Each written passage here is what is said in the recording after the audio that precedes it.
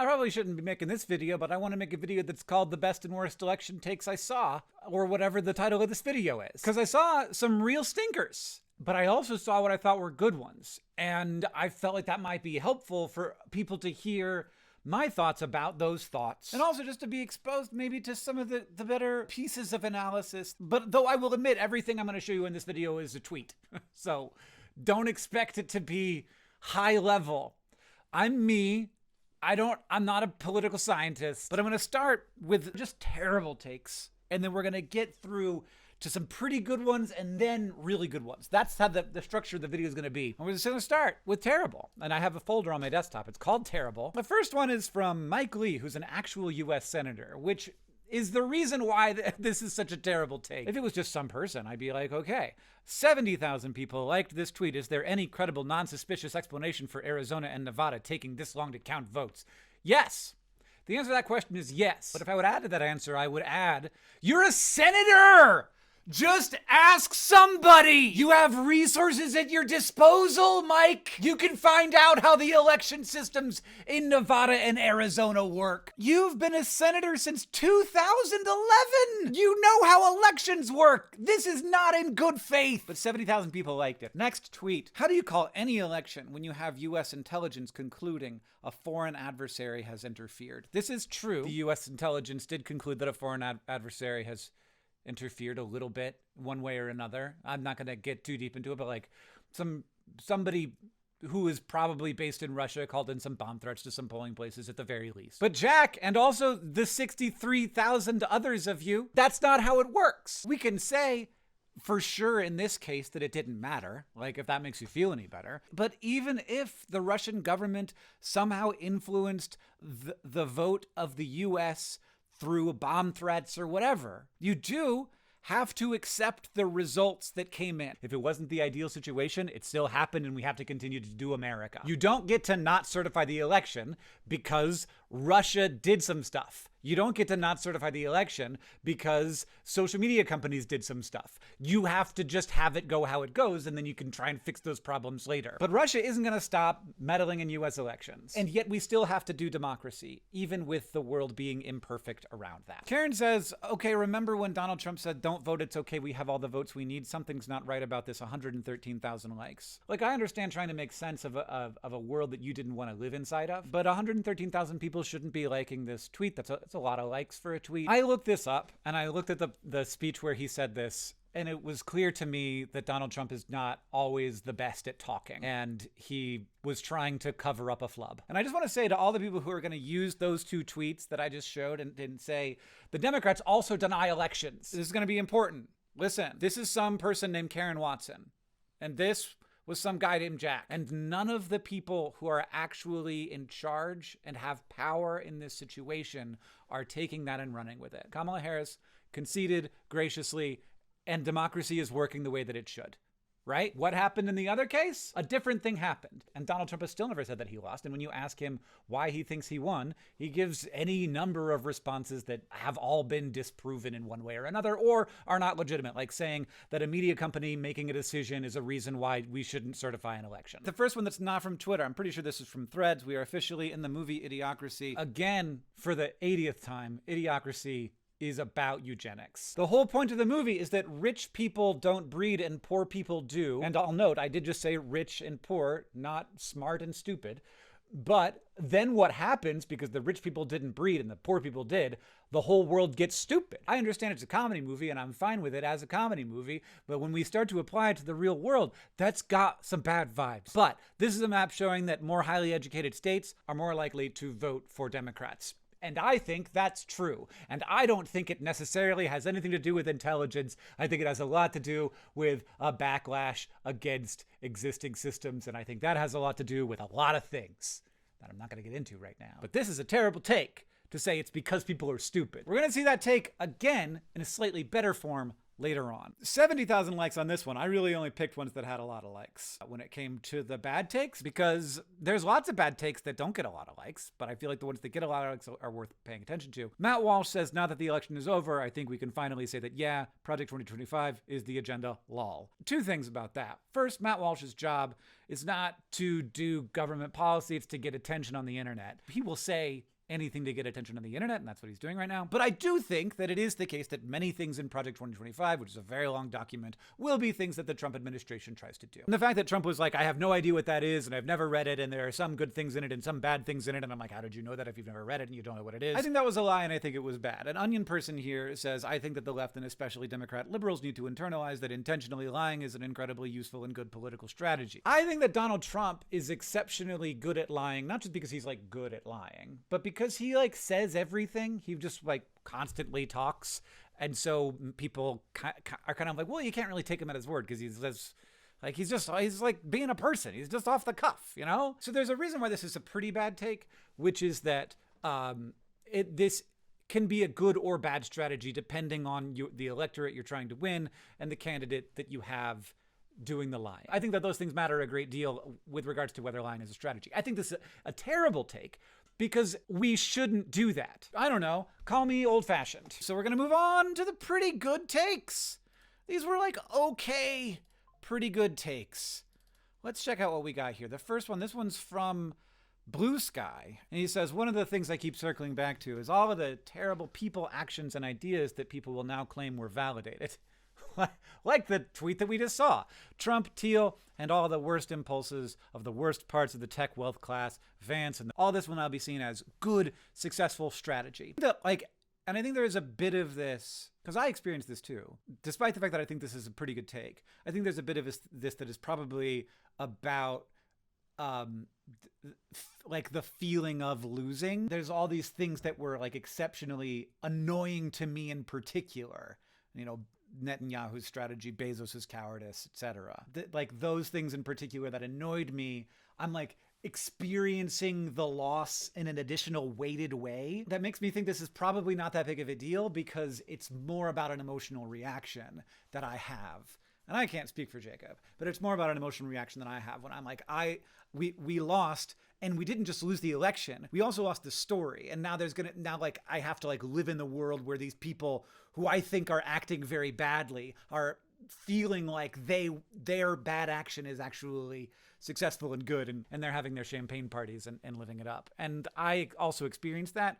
It just feels very emotional to me, which makes me think it's probably not that big of a deal. Brian Stelter. This is an interesting one. This is a two-parter from Twitter. It's a mistake to dismiss real dissatisfaction with the economy and the government as merely a product of right-wing propaganda, but it is also a mistake to ignore the mis- and disinformation that permeates pro-Trump media from top to bottom, for example.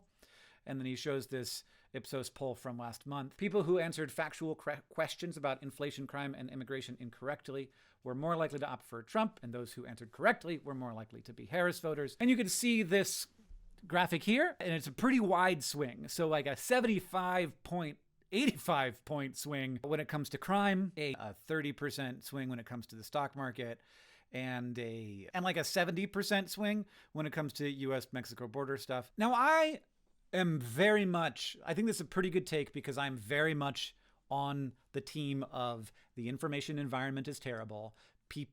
There isn't a way to get good information to people anymore. And most information is tuned to one of two purposes. If it is like on Fox News, it is tuned for a political purpose. Fox News is just an arm of the Republican Party. MSNBC is just an arm of the Democratic Party. Those are tuned for a political purpose. It could additionally be tuned for just gathering and holding on to attention, in which case telling people that like the stock market's pretty good, like that's not going to be good, interesting content. Like there's not an interesting story to be told there. And the greatest bias in all media is toward interesting stories rather than any individual political candidate or ideology. So I agree with it in that way, where I do think the information environment is very bad. And I do also think that if you have a more accurate picture of the situation, you would be more likely to be sympathetic to Vice President Harris. And if you have a less accurate picture, you would be more likely to vote for Donald Trump. But I don't think that this graph necessarily tells us that, because every one of these questions is something that if you want it to be true, then you are a Harris voter. This would only be like a useful tool to actually make Brian's case here if there was something on this list that it would be better for a Harris voter to believe falsely. And that could very well be the case. But to me, what this could also easily just mean, here are a bunch of partisan questions, and people of both parties are likely to believe the thing that is better for their candidate. And in this case, all of them are better for Kamala Harris, and they are also, in addition to that, true. So we need something that is worse for Kamala Harris, but is also true to actually be able to make the case that Brian is making here. Sorry that took me so long to say. Next pretty good take. As someone who doesn't live in a swing state, I'm going to say this with my full chest. I'm tired of 7 fucking states deciding the fate of 50 states. 623,000 votes. This is a pretty good take because I think that the Electoral College is outdated and we don't need it anymore and we should go by popular vote. And I think that that is becoming a more popular perspective, even, I'm surprised to find when I looked it up, among Republicans and independents. But it's only a pretty good take because in this case, it didn't matter. If it was popular vote, the outcome would have been the same. Kat says, since 2020, I've increasingly felt like we're in a digital dark ages where illiteracy is skyrocketing, people believe in magic, disease, and rampant oligarchs rule, and it's all facilitated by ultra-modern technology that has evolved to reinforce it. I think that it is identifying more of a symptom than a disease. And I also think that it is a little bit over the top. I think certainly people believe in magic, like people believe in astrology and crystals and always have, but like I think that's actually like fewer people right now believe in magic than at most times in history. Disease is rampant, not compared to the Dark Ages. Like we have taken it feels like a little bit of a step back. There are more oligarchs. It is weird to watch Elon Musk very intentionally become an oligarch. And I think this is a pretty good take because like all of these things seem of the past, but they are enabled by this ultra-modern technology. And that's really interesting. I just think it's a little over the top. And I think that the connection between these things, between the technology and what has happened, is really strong and needs to be like articulated clearly somehow in a thing that isn't the length of a book. So I've read books about this, but people aren't going to read the books and they're all by, well, I guess the Yuval Noah Harari book is pretty, whatever the new one is, pretty accessible and meant for a broad audience. The other books I've read that are like by professors and don't really to me feel like they are for a broad audience, but they're great for me. I'm thinking of the Gutenberg Parenthesis by Jeff Jarvis, if you want to check that one out. And also Wrong. There's a book called Wrong that is also interesting in this, and I can't remember who wrote it. Well, I'll put the cover on the screen. And then our last pretty good take is coming from Naval, who I don't usually agree with on anything, but says Elon made being Republican cool again. I think it's only pretty good because I don't think that being a member of either party is cool. And I think that Elon would not himself call himself a Republican. Most people who are in this group of people who are younger, cooler people voting for Donald Trump would call themselves independents, I would guess. But there's something to this. I think that is by far more a bigger piece of Trump's growth than Elon spending money, is Elon being a person who is seen as an exceptional person, normalizing his support for Trump and an aspirational person for many people. I think it's a pretty good take. I'm not all the way there on it, but like I think that it's worth admitting that many people see Elon Musk as remarkable and aspirational, and that his full-throated support for Donald Trump and full-body dive into conspiracy theory, specifically around voting stuff and immigration, it has really normalized that stuff for a lot of people and is a strong force for the specific kind of populism that Trump and Musk currently are embodying and representing. I think it's worth interfacing with everybody. And then we're going to move on to our actually, I think, very good takes. But before we get to the good takes, this video is brought to you by Good.Store. And specifically, it's brought to you by Good.Store's overpurchase of socks. We have had tens of thousands of subscribers to the Awesome Socks Club for a long time now, over 3 years. And we always order a few more socks than we need just in case we have to do returns and stuff. And that overage adds up over the years. And so right now we have some tremendously good deals on those excess socks because we need to get them out of the warehouse. I can't believe I'm saying our warehouse, we're overstocked. We need to get it out of the warehouse. But like Josh, who runs the warehouse, is like, Hank, We need to get these socks out of the warehouse. So we got good sock deals right now. I'll put them in the description. And maybe you can just buy a bunch of socks and give them all away to a bunch of your friends. And also, because we've already paid for these socks, basically all of it for us is profit. And that's good for you and the world because we donate all of our profit to charity. While you're there, you might check out our coffee or our tea or our soap. They're all very good and worth a try and excellent for gifting. All orders over $59 have free shipping domestically right now. And if you use the code SAVE10, you can get 10% off any order over $50. And with SAVE20, you can get 20% off of any order over $100. I'm looking at the map here, thousands of people have used those coupon codes. So don't miss out. We might turn them off soon. Who knows? All right. Good takes. We're going to start with Jamel Bowie on Blue Sky, who says, so far, the only explanation I've seen that doesn't smack of, if only she'd listened to me, she would have won. The first half of that is a great take. I saw so many people who were like, see, I told you wouldn't win if you didn't do what I told you to do. And it's like, well, yeah, I mean, like, of course I feel that way. Like, I feel like if she'd been more about the things that I care about the most, that she would have done better because I think I'm like most people, but I'm not. And I saw so many of those takes, and I think that they are useless. And I did not include any of them here because I did not want to deride any specific perspective, and they all came from specific perspectives. So the only explanation that doesn't smack of that is global discontent with incumbents because of inflation and post-pandemic malaise, plus toxic information environments. Maybe we'll do toxic information environment in a second. But we're going to move on first to this similar perspective from Christopher Frederico, who says, people need to discipline themselves against willy-nilly arguments about who or what is to blame for the pro-democracy side. Folks are going to be tempted to alight on whatever's been bothering them about their own side for years. I think that this is wise. The fact of the matter is whoever is holding the political ball when the vibes turn bad is screwed, and whoever the alternative is will benefit, even if they happen to be cranks. And included this from the Financial Times, which shows that every governing party facing election in a developed country this year lost vote share, the first time this has ever happened. And that it feels like it matters to me. And so if you look at that, you might think, what is it about the US where the incumbent party was so strong?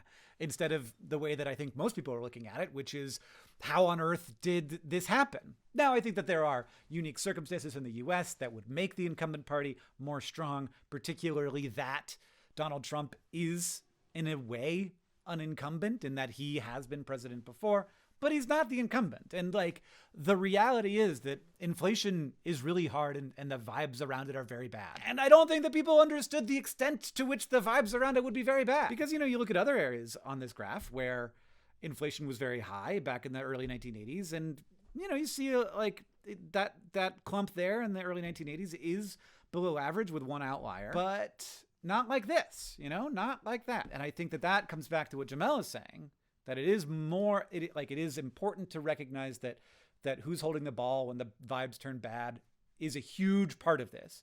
But in addition, there is the toxic information environment, which I just think is a really real factor right now. We would do well to try and understand it better, which I am doing right now in a script that will hopefully be my vlog for this video next week. Kate says on Blue Sky, most of my good takes are from Blue Sky, which is interesting. The right built a powerful partisan and participatory media environment to support its messaging, which offers a compelling, deep story for its participants. The left relied on rigid, self-preserving institutional media, and its story is little more than a defense of imperfect institutions. And I just think that's really spot on. I think it's really hard. We have a toxic information environment that makes it very unpopular to defend institutions. I think we're underestimating the significance of the information environment shift that has occurred over the last 20 years. I think it's very significant. And this makes me think even deeper thoughts about it, especially with respect to how the left kind of can't win nationally, at least, while the story is just the defense of imperfect institutions. I think the word imperfect there is very important. And I think that is kind of the story right now. And if the left wants to win elections, I feel like it's going to have to shift. I saw a couple, I didn't include this in here, but I saw a couple of tweets that were basically just like, look, we're going to have to do populism now. That's the choice we have. And like, I don't necessarily like it as a person who is a kind of defender of imperfect institutions kind of guy. but I think that's right. And then of last, we're going to look at my friend Technology Connections, who says, for fuck's sake, don't fight over why this happened.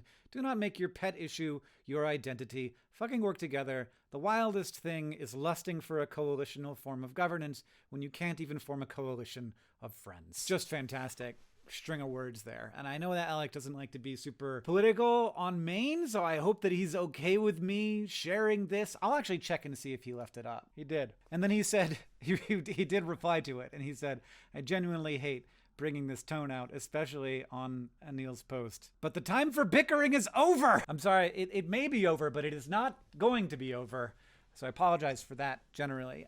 I don't know how much I should have made this video. Sense making is important. And one of the ways that we make sense is that we look to the people around us and how they're making sense of the world. And we take that as how we're making sense of the world. But I'm trying to approach information in a way that really is about wanting it to be true, like wanting to believe true things.